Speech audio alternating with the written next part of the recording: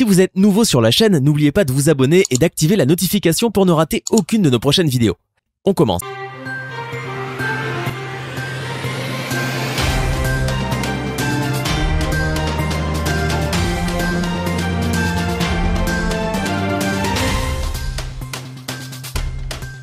Je suis au Parlement de la CEDEAO, je suis parlementaire béninois. Je suis encore le vice-président de la commission paix et sécurité de la CEDEAO. Et je dirais que tout ce qui s'est passé jusqu'à maintenant, nous au niveau du Parlement, personne ne nous a contactés. Je dirais tant que la CEDEAO va rester un club de chefs d'État, et ils vont prendre des décisions, nous allons assister à des choses pareilles. Parce que le parlementaire, c'est l'élu du peuple. Normalement, on devait être associé à ce genre de choses. Malheureusement, rien n'est fait jusqu'à maintenant. Et en tant que parlementaire, on s'oppose à cette décision. Parce que le problème est d'abord interne au Niger. Et on a vu, quand il y a eu des coups d'État dans des autres pays, tels que le Mali, le Burkina et la Guinée-Conakry, qui sont aussi membres de la CEDEAO, ils n'ont pas connu ces genres de décisions. Alors pourquoi le Niger? Pourquoi vouloir mettre tout de suite le Niger à genoux devant une situation pareille? Aujourd'hui, on parle d'intervention. Moi, je ne crois pas du tout qu'ils pourront intervenir au Niger. Je ne crois pas. Je vous dis non. La logique voudrait qu'on soit consulté au moins pour avoir notre avis de ce que pensent les élus du peuple nigérien et les élus du peuple même de la CEDEAO. Mais ce n'est pas le cas. Ce n'est pas le cas. Moi, je suis le vice-président de la commission paix et sécurité. Donc c'est ma commission qui s'occupe de ce genre de choses. Le président de la commission est un anglophone. Donc normalement, quand il y a une situation pareille, en tant que francophone, on devait être automatiquement saisi, nous associer, parler avec nous, voir un peu comment les choses... Regarde par exemple, moi j'habite Manaville. Je suis à Manaville, je suis de Manaville, et je suis à 2 km de la frontière du Niger. Est-ce que vous trouvez normal qu'on dise que demain la CEDEAO va attaquer le Niger et donc va attaquer Gaïa et nous, Manaville, on devient quoi? Alors que c'est le même peuple. C'est le même peuple. Il y a beaucoup qui ont leur famille ici à Manaville et en même temps à Gaïa. Donc c'est le même peuple. Vous savez, tant que la CEDEAO va rester un club de chefs d'État et ne pas être la CEDEAO du peuple, on va continuer toujours pas assister à ce genre de choses. C'est un peu dommage. D'autres pensent que c'est notre chef d'État qui a pris la décision de fermer la frontière. Je veux profiter de votre micro pour dire que ce n'est pas le cas. Je dis c'est pas lui. C'est pas lui. À la réunion de la CEDEAO, on a bien entendu que c'est l'UEMOA qui a décidé que les frontières terrestres soient fermées. Donc, ce à quoi on assiste aujourd'hui à Manaville, le blocage de près de 1000 camions qui ont des marchandises du Niger et qui vont au Niger, ne vient pas de la décision du chef de l'État béninois pour bloquer cette frontière-là. Mais c'est l'UEMOA. Le poste juxtaposé là, c'est construit par l'UEMOA. Donc c'est l'UEMOA qui le gère. C'est eux qui ont pris cette décision. C'est pourquoi les autorités béninoises sont obligées de l'appliquer.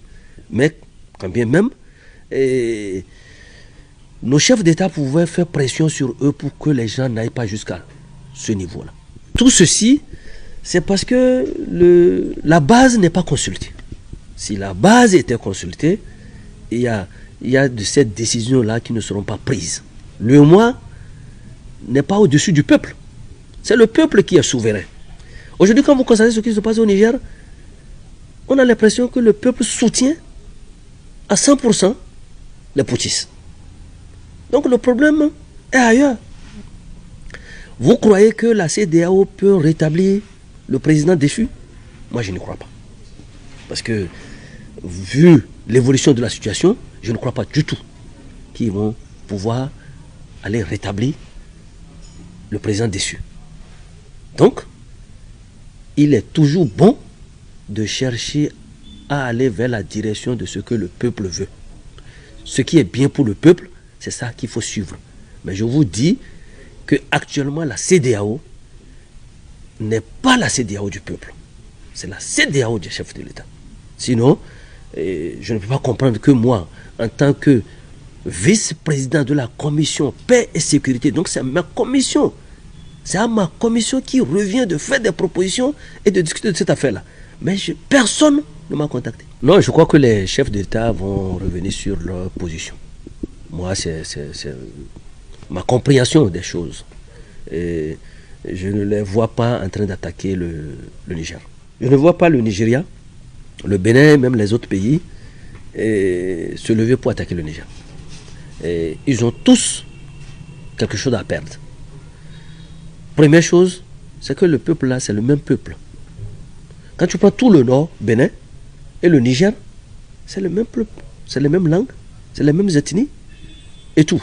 Quand tu prends le nord, Nigeria, c'est aussi le même peuple de ce côté-là. Donc tu vois que des Béninois aillent tuer des Nigériens, c'est leurs frères qui vont tuer. Que des Nigériens aillent tuer des Nigériens, c'est leurs frères. Donc franchement, moi je ne crois pas du tout. Nous allons voir d'ici demain, qu'est-ce qui va se passer.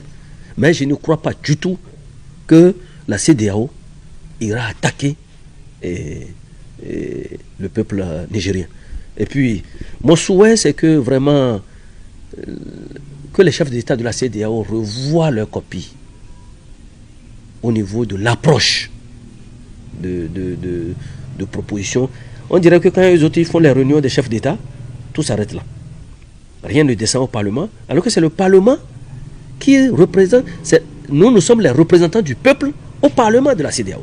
Mais aujourd'hui, allez voir qui de nous est au courant de ce qu'ils prennent comme décision. Franchement, je ne peux pas répondre à cette question-là parce que je ne sais pas. Je ne sais pas. Je ne sais vraiment pas quel est l'intérêt à aller aussi brutal sur une question aussi sensible par rapport à un pays frère qui est le Niger. Le peuple nigérien a vraiment d'autres difficultés que de gérer cette affaire de coup d'État. Moi, je pense que l'affaire de coup d'État, c'est une affaire de personne. D'accord? Le général et son ancien patron.